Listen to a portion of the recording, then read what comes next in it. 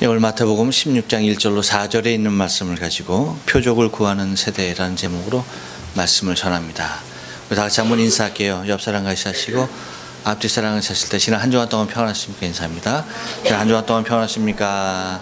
평안하십니까? 네, 평안하십니까?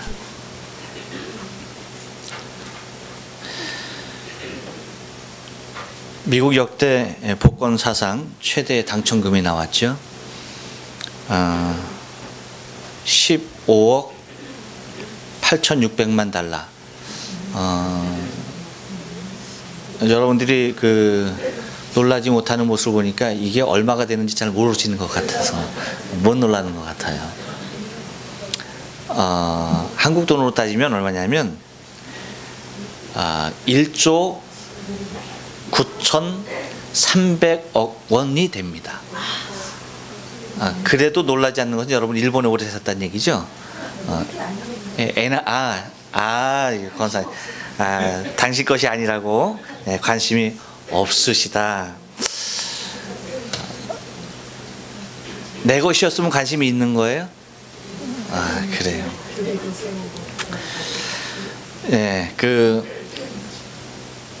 파워볼에서 엄청난 당첨금이 나왔습니다. 존 로빈슨 씨가 3명의 당첨자 중에 한 사람이 되었는데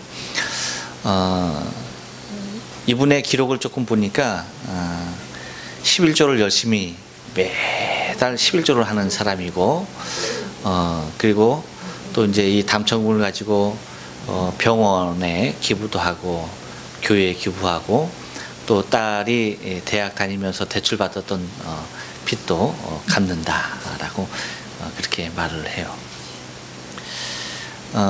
왜 이렇게 많은 사람들이 자기 일도 아닌데 이렇게 관심을 보이느냐 하는 것은 다름이 아닙니다. 그 사람의 일이 그 사람의 남의 일이기 때문이 아니라 그 일이 내게도 일어나기를 바라는 간절한 소원들이 다 있기 때문입니다. 근데 중요한 것은 그러한 소원이 간절함에도 불구하고 여러분들은 복권을 사지 않는다는 거죠. 그래요. 그래요. 정답일 수가 있습니다.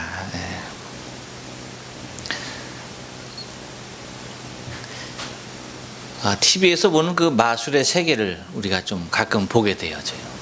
근데 그 보게 되어지는 것을 보면 우리의 눈으로 보고 귀로 듣고 직접 손으로 확인하는 것임에도 불구하고 아니 어떻게 저런 일이 있을 수 있을까? 아니 저게 사실이야? 아니 어떻게 이렇게 될까? 라고 절대 믿지 못할 정말 불가사의한 마술들을 바로 우리 코앞에서 행하는 것들을 우리는 바라보게 되어져요. 어떻게 저렇게 될까? 여러분 많이 궁금하시죠? 저도 많이 궁금한 편입니다. 그런 쪽으로 굉장히 궁금함을 많이 갖고 있는 사람이에요. 근데 나름대로 이렇게 좀 생각을 해봐요. 근데 생각을 하면 이건 이렇게 하면 되겠구나 라고 하는 것들도 어쩌다가 보이기도 해요. 이런 원리로 하면은 되겠다 하는 것도 있습니다. 근데 제가 그 모든 것들을 아무리 모든 것을 다 상상하고 생각한다 할지라도 그것이 되어지지 않는 적이 너무나 많은 거예요. 바로 그러한 마술들이 얼마나 많은지 몰라요. 근데 재밌는 거 있죠? 여러분 마술 보셨죠? 재밌다라고 표현하는 것이 여러분 무엇이겠어요? 한 번 본 마술은 두 번 다시 재미가 없다는 사실이에요. 더 이상 신기하지 않다는 거예요. 한 번의 마술로서 그냥 끝나고 마는 거예요.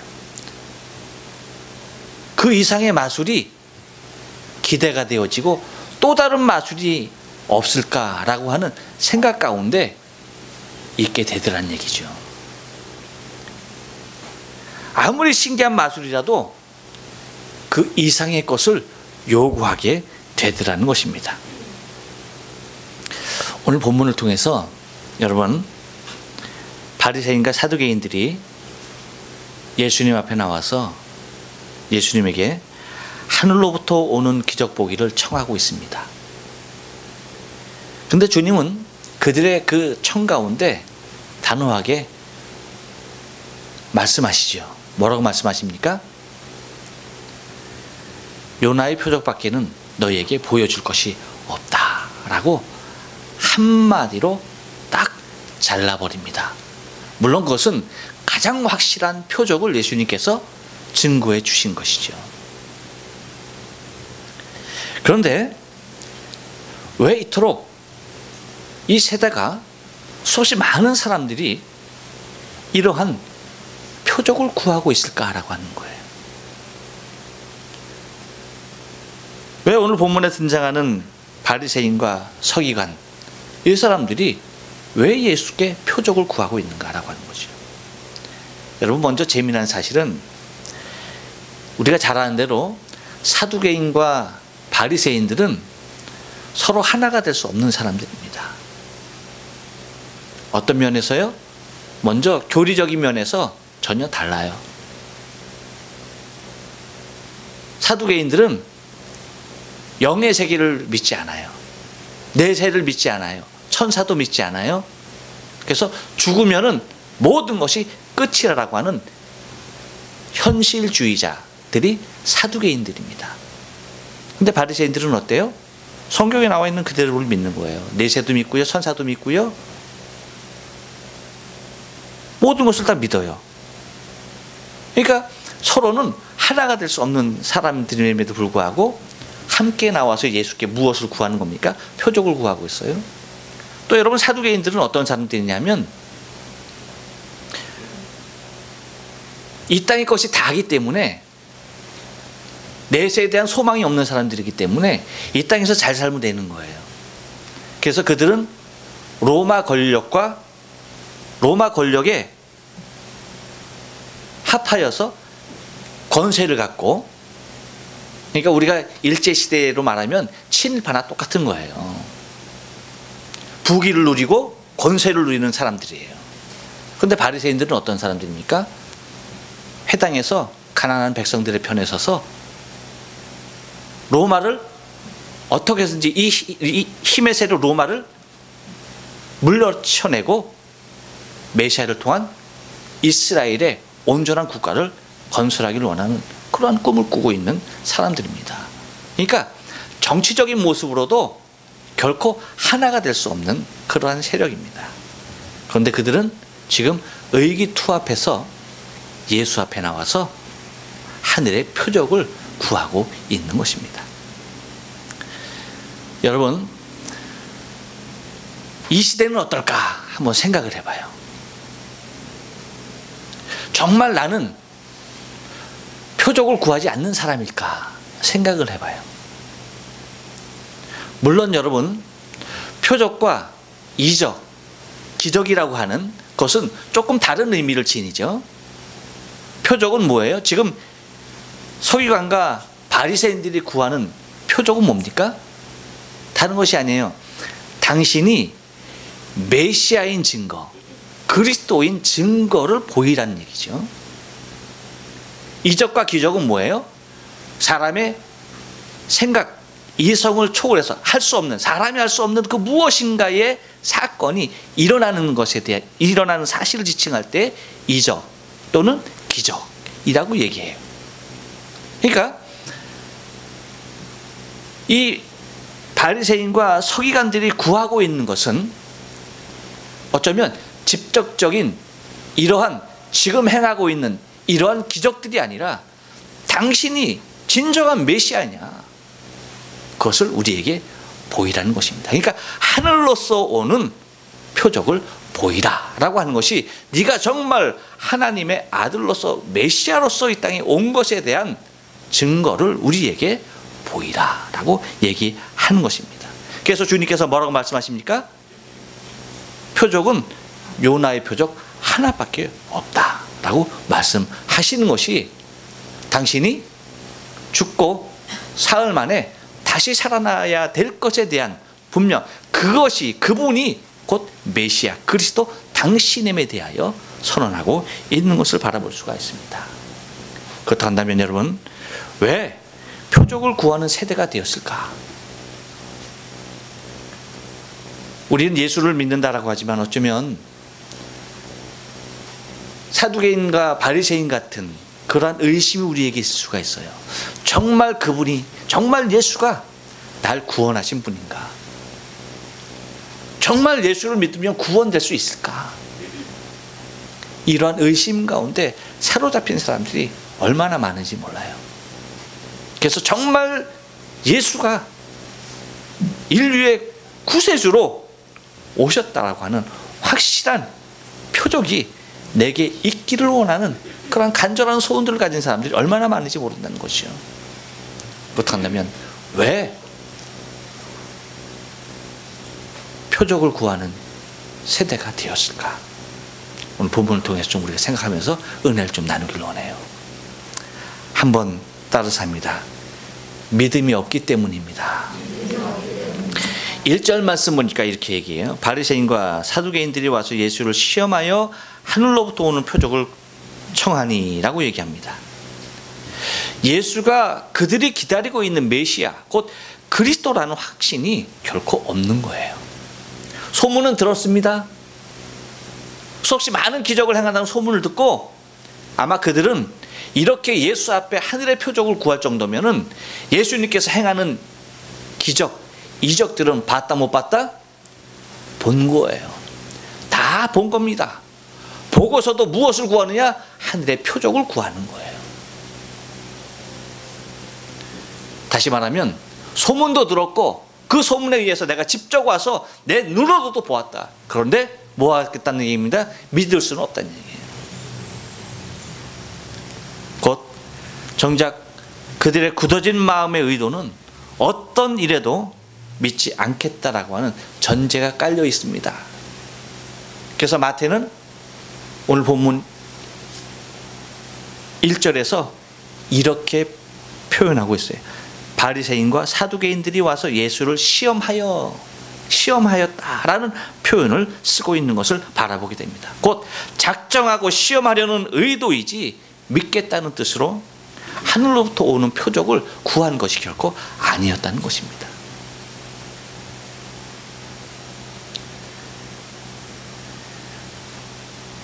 우리는 예수님께서 부활하신 사건 이후에 도마가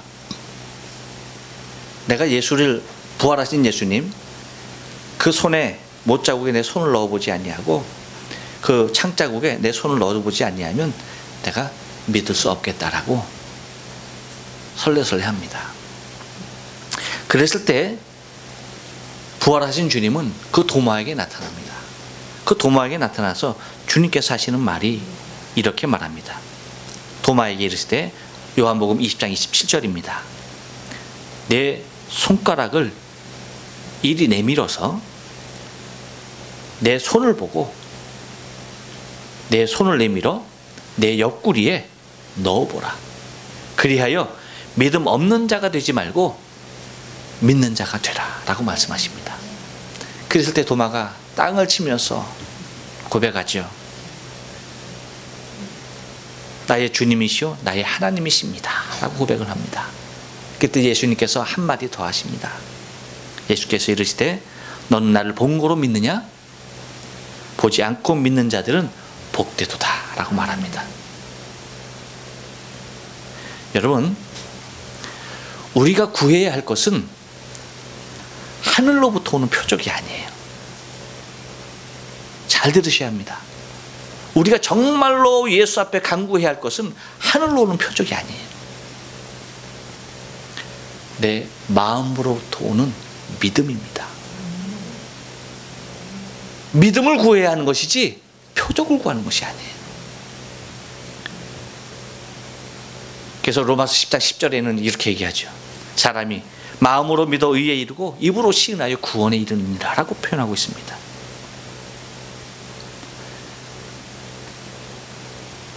벙어리 귀신 들리는 아들을 데리고 예수 앞에 나온 아버지가 있습니다. 마가복음 9장 22절 이하에 보면 귀신 들려 물에도 들어가고 불에도 들어가는 그 아들을 예수 앞에 데려옵니다. 먼저 제자들에게 데려갔죠. 근데 제자들이 고치지 못했어요. 그러니까 예수님께서 내가 어느 때까지 너희와 함께 있어야 되느냐, 믿음 없는 세대라 하면서 꾸짖죠. 그리고 그를 내게 데려오라 하면서 예수님께 그를 치유하십니다. 그랬을 때 데리오라고 말하니까 그 아버지가 하는 말이 이렇습니다. 귀신이 저를 죽이려고 물과 불에 던졌나이다. 그러나 무엇을 할 수 있거든 우리를 불쌍히 여기사 도와주옵소서라고 말합니다. 그럴 때 주님께서 이렇게 말씀하시죠. 할 수 있거든이 무슨 말이냐. 믿는 자에게는 능치 못할 일이 없느니라 라고 말씀하십니다. 그랬을 때 24절에서 그 아이의 아비가 소리질러 가로되 내가 믿나이다. 나의 믿음 없는 것을 도와주소서 하더라. 할렐루야. 그래 여러분, 우리가 구해야 할 것은 믿음이에요. 우리를 구원하실 메시아 곧 그리스도가 계시지 않은 것이 아닙니다. 오시지 않은 것이 아니에요. 이미 그분은 오셨어요. 단지 우리에게 무엇이 필요한 것입니까? 믿음이 필요한 것입니다. 그분은 이미 당신이 그리스도 되심에 대하여서 수없이 많이 증거해 주셨습니다. 수없이 많은 기적을 보이면서 당신이 하늘로부터 오신 독생자 예수 그리스도라는 사실에 대하여서 수없이 많은 것들로 증명해 하였습니다. 우리에게 필요한 것은 더 이상의 한 가지 더 필요한 기적이 아니에요. 우리가 볼 수 있는 무엇인가 한 가지 더 필요한 표적이 아니었습니다. 그것은 우리의 마음으로 믿을 수 있는 믿음이 필요한 거예요. 그런데 이 땅에 수없이 많은 믿음의 사람으로부터 시작해서 세상 사람들이 하나님 앞에 구하는 것이 무엇인지 아십니까? 그 표적을 구하고 있다는 거예요. 동일하게 바리새인과 사두개인과 똑같이 지금도 당신이 정말로 그리스도입니까? 라고 하는 표적을 구하고 있다는 거예요.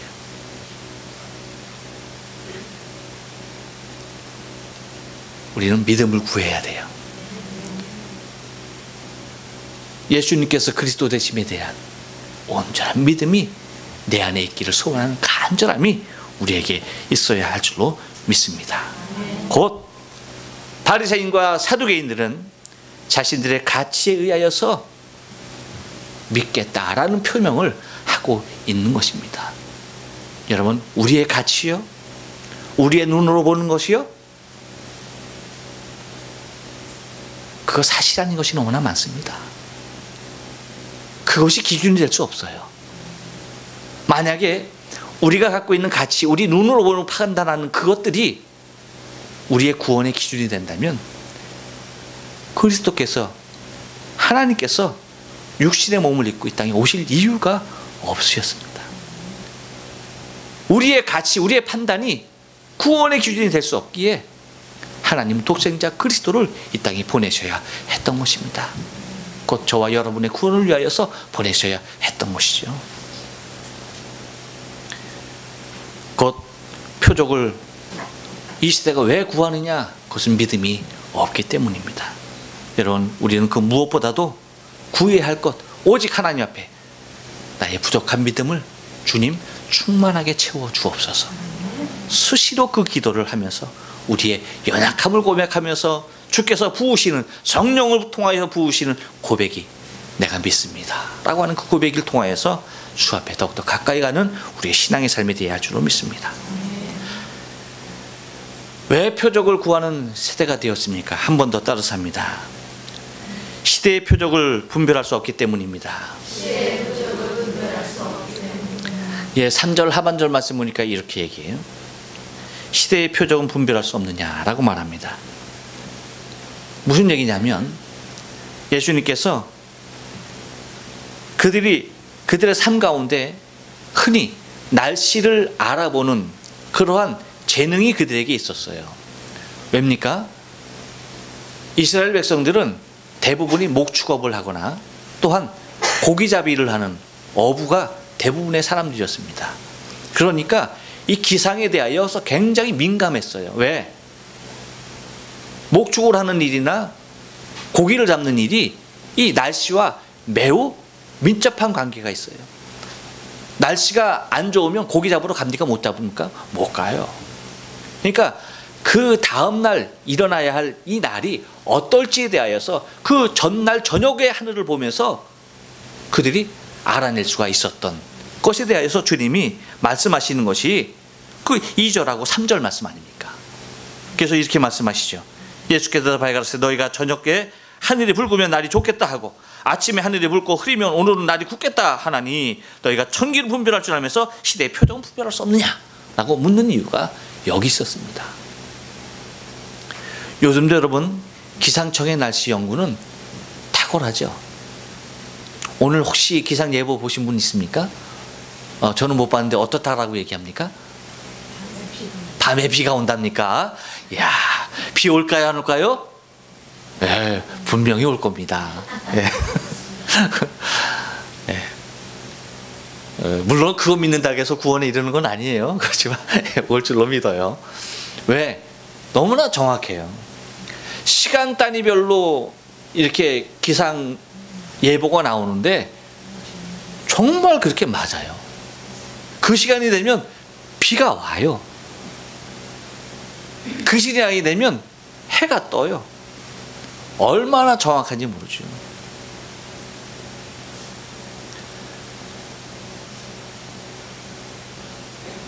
오늘 본문을 보면 바리새인과 서두개인들이 예수님의 표적에 대해서 얘기하고 있는데 곧 이 표적이 여러분 마태복음 16장에 처음 구하는 표적이 아니에요. 우리가 마태복음을 계속해서 주일날 보고 있지 않습니까? 여러분 한번 기억을 잘 더듬어서 한번 생각해 보세요. 바리새인과 오늘은 사두개인이지만 바리새인과 서기관들이 나와서 예수 앞에 똑같이 원했던 사건이 있었어요? 없었어요? 있었어요. 그것이 어디입니까? 마태복음 12장이에요. 여러분 마태복음 12장을 펼쳐보세요. 마태복음 12장 38절에서 42절 말씀 보면 바리새인과 서기관들이 예수님에게 표적을 보여달라고 요구하고 있는 것을 바라보게 됩니다. 예, 12장 38절 이하에 그렇죠? 똑같이 요구합니다. 그때도 주님은 분명하게 말씀하시죠. 요나의 표적밖에는 보일 표적이 없다 라고 말하죠. 근데 거기에 대해서 아주 자세하게 설명을 합니다. 요나의 표적이 왜 당신의 표적이 되어야 되는지 분명히 말씀을 하시죠. 그런데 오늘 보면 16장에서도 이제 서기관들 대신에 누가 등장하는 겁니까? 사두개인들이 와서 얘기하는 것입니다. 네, 여러분 이들이 마태복음 12장 38절에서도 얘기하는 것을 우리가 가만히 보면 어떤 사건 이후에 얘기하고 있어요. 어떤 사건입니까? 12장 38절 말씀 보니까 어떤 사건 이후에 얘기하고 있는 거니?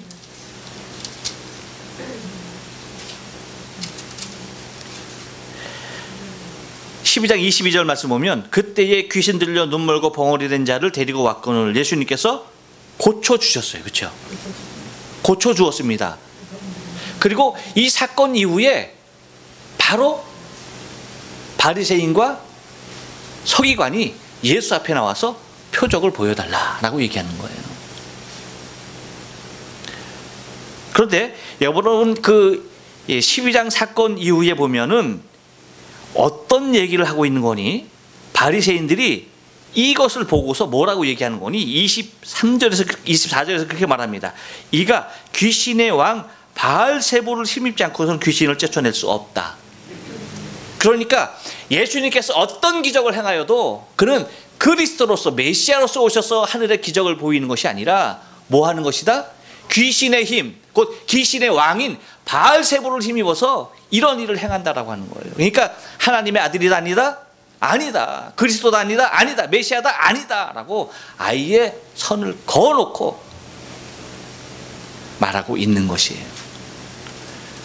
여러분 오늘 본문의 기적, 오늘 본문의 사건도 예수님께서 어떤 사건을 한 다음에 오병이의 기적을 지난 다음에 질병이어의 기적, 4천 명을 먹인 그 사건 이후에 이들이 예수 앞에 얘기하는 거 있다라고 하는 거예요. 곧 그들이 구하는 것, 그것은 표적이라고 얘기할 때에 그 표적은 더 이상 당신이 그리스도가 아님에 대한 증거를 찾아내려고 하는 빌미에 불과했다라고 하는 것입니다. 그래서 그들에게 주님께서는 또 한 번 뭐라고 말합니까?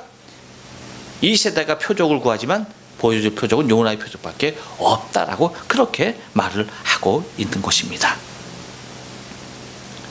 곧 진정한 표적을 분별할 수 없는 이 시대를 향하여서는 주님은 그 무엇도 행하지 않겠다라고 하시면서 당신이 구세주임을 분명히 말씀하고 있는 것을 바라보게 됩니다. 그러니까 이런 엄청난 사건들을 보고서도 하늘의 표적으로 믿어요, 못 믿어요? 못 믿고 있는 것입니다. 그런데 이러한 표적을 단 한 번도 보지도 못한 사람들이 믿는 것들을 우리는 성경에서 찾을 수가 있어요. 여러분, 마태복음 12장 서기관과 바리새인들이 예수 앞에 표적을 보여달라고 얘기하기 바로 전 마태복음 11장에서는 어떤 사건이 기록되어 있냐면 요한이 옥에 갇히게 됩니다. 요한이 옥에 갇히게 되자 제자들을 예수 앞에 보냅니다. 요한의 제자들을 보내서 11장 말씀을 우리 한번 보면은 이렇게 얘기합니다. 11장 2절 말씀이죠. 요한이 옥에서 그리스도의 하신 일을 듣고 보지도 못했어요. 그리스도께서 하신 그 일, 수없이 많은 기적들을 듣고라고 말합니다. 그럼 뭐예요? 제자들을 보내요. 예수께 여짜오되 오실 그이가 당신이 오니까 우리가 다른 일을 기다려야 합니까? 당신입니까? 또 다른 일을 기다려야 합니까? 라고 얘기하는 겁니다. 그때 예수님께서 뭐라고 말합니까?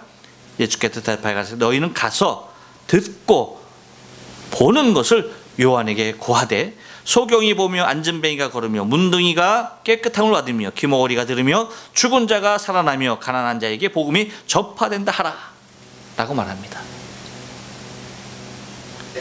이것만 가지고도 뭡니까? 이분이 진정 메시아, 우리가 기다리는 그리스도다 라고 믿는 자가 있는 것입니다. 다시 말하면 여러분, 시대에 표적을 분별할 수 없었기 때문에 그들이 가져야 했던 불행은 이루 말할 수가 없는 거예요. 아주 단순한 한 사건을 통해서도 예수가 그리스도됨에 대하여서 고백하는 무리가 있는가 하면 그 어떠한 기적을 직접 눈으로 보고서도 바알세부를 힘입었다라고 표현하는 세대가 있는 것입니다. 여러분, 이 세대도 마찬가지예요. 지금 이 시대도 똑같습니다. 예수님께서 예수님께서 재림의 주로 이 땅에 오실 일들이 얼마나 가까웠는지 모르고 거기에 대한 여러 가지 증거들이 우리의 눈앞에 펼쳐지고 있고 마태복음 24장에서 주님께서 직접 말씀하시는 마지막 때의 징조를 보면 정말 주님이 우리의 코앞에 이르렀다는 사실을 우리가 알 수도 있음에도 불구하고 이 세상은 영원히 지속될 것으로 이 시대를 분별하지 못하는 어리석은 삶을 살아가는 소심하는 사람들이 있다는 것이죠. 여러분, 우리는 일기만 구별하는 것이 아니라 뉴스를 통하여서 기상만 관찰하는 것이 아니라 하나님의 말씀을 통하여서 마지막 때가 지금 어느 때까지 이르렀으며 지금 주님께서 어디까지 와 계신지에 대한 분명한 분별함이 우리의 깨어있는 영을 통하여서 주어져야 할 줄을 믿습니다. 또한 왜 표적을 구하는 세대가 되었습니까? 한 번 더 떨어집니다. 악하고 음란하기 때문입니다. 4절 상반절 말씀 보니까 악하고 음란한 세대가 표적을 구하나 라고 말합니다. 그렇습니다. 이 세대가 악하고 음란하기 때문에 표적을 구하고 있다는 것입니다. 시대가 악하고 음란할 때일수록 가시적인 것이 요구됩니다. 더 자극적이고 더 극적인 것을 바라고 있는 것입니다. 새로운 무엇인가가 아니면 전혀 마음이 요동치 않습니다. 또한 나중에는 더 큰 무엇인가를 요구하게 되는 것입니다. 곧 사람의 눈과 마음을 채울 수 있는 이 세상에 그 무엇이도 자리하지 없다는 것을 우리는 발견할 수 있게 된다는 것입니다. 물론 여기서 말하는 악한 것의 본질적인 의미는 다른 것이 아니죠. 하나님을 대적하여 믿지 아니한 것이 악하다라고 성경은 표현하고 있습니다. 히브리서 3장 12절 말씀 보니까 이렇게 얘기해요. 너희가 삼가 혹 너희 중에 누가 믿지 아니하는 악심을 품고 살아계신 하나님께서 떨어질까 염려할 것이요라고 말합니다. 악한 것이 뭐라고요? 하나님을 대적하고 하나님 앞에 나오지 못하는 것이 악한 것이라고 성경은 표현하고 있다는 거예요. 곧 믿지 않는 마음이 악한 마음이다 라고 말하고 있는 것입니다. 곧 악한 세대라고 주님께서 지칭하는 것은 곧 그들이 하나님 앞에 온전한 모습으로 나오지 못하고 있다는 거예요. 여러분, 바리새인들, 그들의 의의가 얼마나 컸습니까? 그들의 의의는 예수님께서도 칭찬했습니다. 너희의 의의가 저 바리새인과 같지 아니하면 결코 하나님 나라에 들어갈 수 없다라고까지 그들의 의의에 대하여서는 칭찬해 주셨어요. 뭡니까? 그들이 외식적으로 행하는 것이지만 일주일에 2번을 금식합니다.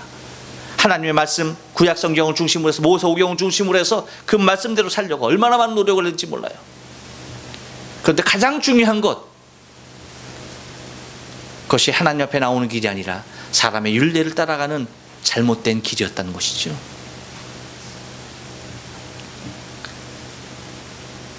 곧 그들의 악행에 대하여서 하나님 앞에 나오지 못하는 것, 이 세대도 마찬가지입니다. 하나님 앞에 나오지 못하고 하나님을 믿지 못하는 그 모습이 가장 악한 세대인 것입니다. 또 음란하다라고 얘기할 때 음란의 사전적인 의미는 뭡니까? 음탕하고 난잡하다는 얘기예요. 근데 예수님께서 오늘 본문을 통해서 말씀하시는 것은 물론 사두개인들이 그리고 바리새인들이 그들의 삶은 겉으로는 아주 순결한 모습일 수 있어도 속으로는 어떻게 썩었는지에 대해서 얘기해 주시는 것도 있을 수 있지만 그들의 영적인 상태, 곧 뭡니까? 겉으로는 하나님을 섬기는 것 같지만 마음은 하나님께서 멀어져 있는 상태를 음란하다라고 얘기하는 것입니다. 다시 말하면 지극히 개인적인 욕망 가운데 사로잡혀 있는 사람들, 자신과 자신이 속한 집단만을 위하고 자신들의 유익만을 구하고 자신만을 유익을 구하는 이기적인 마음으로 가득 찬 세대, 곧 자신의 유익만을 추구하는 사람들, 바로 이들이 음란하다라고 말을 하는 것입니다.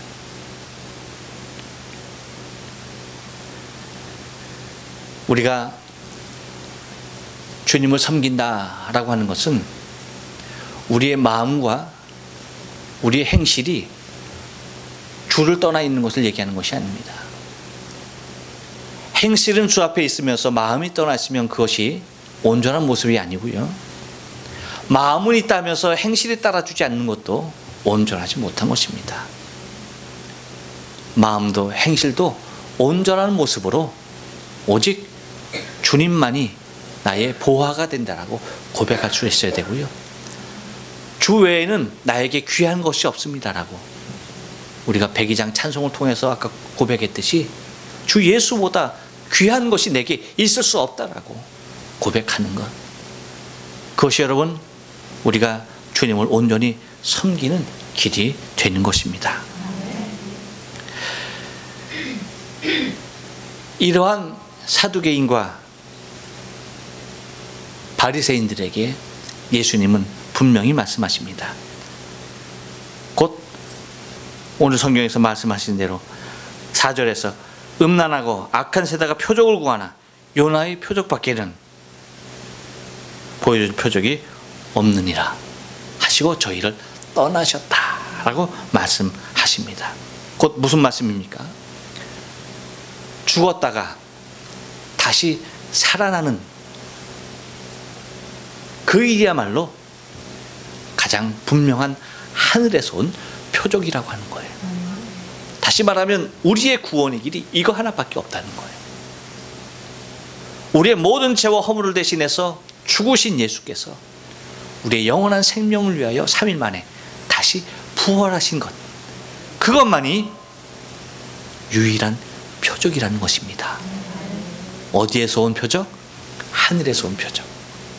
다시 말하면 하늘에서는 이 요나의 표적, 주님께서 우리의 모든 죄를 대속하셔서 죽으셨다가 사흘 만에 부활하시는 이 사건 외에는 이 땅에 그 어떠한 사건, 얼마나 수없이 많은 사건들이 일어나고 있습니까? 그 모든 사건을 통틀어 오직 하늘로 온 표적, 하늘로 우리가 갈 수 있는 표적은 이 예수 그리스도의 죽음과 부활 사건밖에 없다는 것이죠. 그러므로 우리의 유일한 구원의 길은 오직 예수 한 분밖에 없다는 것입니다. 유일하신 생명의 주 예수 그리스도가 눈앞에 있음에도 불구하고 바알세불을 힘입어 귀신을 쫓아낸다 하는 엄청난 오류 가운데 있는, 자신의 의 가운데 사로잡혀 있는 수없이 많은 생명들을 향하여서 주님은 오늘도 분명히 말씀하십니다. 요나의 표적밖에는 보일 표적이 없느니라. 혹시 우리가 다른 표적을 구하고 있다고 한다면 그것은 주님의 걸음을 우리에게서 되돌리게 하는 것밖에 되지 않습니다. 주님은 우리에게 오셨어요. 진정한 표적의 주인공으로 오셨습니다. 이 세대가, 표적을 구하는 세대가 정말 진정한 표적이 그리스도 예수인 것을 알고 그 생명의 주 앞에 나갈 수 있는 저와 여러분의 신앙의 삶 되어져야 할 줄로 믿습니다. 기도하십니다.